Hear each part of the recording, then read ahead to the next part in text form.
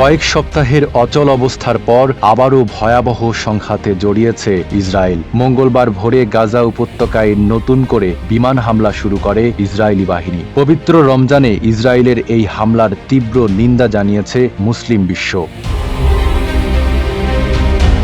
19 জানুয়ারি Israel ও হামাসের মধ্যে যুদ্ধবিরতি চুক্তি হলেও নতুন সমঝোতা নিয়ে দ্বন্দ্বের মধ্যেই ইসরায়েল অতর্কিত হামলা চালায় গাজায়। এর জবাবে বৃহস্পতিবার ইসরায়েলের বাণিজ্যিক নগরী তেল আবিবে রকেট হামলা চালানোর দাবি করেছে হামাসের সামরিক শাখা ইজেদাইন আল কাসেম ব্রিগেডস। গাজার বেসামরিক প্রতিরক্ষা সংস্থা জানিয়েছে, গত দুদিনে ইসরায়েলি হামলায় 190 জনেরও বেশি শিশুসহ 974 জন ফিলিস্তিনি নিহত হয়েছেন। ওয়ালটন আবারও মিলিনিয়ার অফারে ওয়ালটন ফ্রিজ কিনে আপনিও হয়ে যেতে পারেন মিলিয়নিয়ার। মিলিনিয়ার ছড়াছড়ি দেশ জুড়ে, এটা শুধু ওয়ালটনই পারে।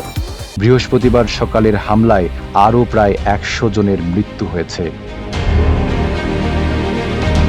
অন্যদিকে ইসরায়েলি সেনাবাহিনী দাবি করেছে, গাজা থেকে ছড়া বেশ কয়েকটি রকেটের মধ্যে একটি প্রতিহত করা হয়েছে আর দুটি জনবসতিহীন এলাকায় আঘাত হেনেছে। তবে এতে কোনো হতাহতের ঘটনা ঘটেনি বলে জানিয়েছে ইসরায়েল। নাইম আরাবি, ঢাকা পোস্ট।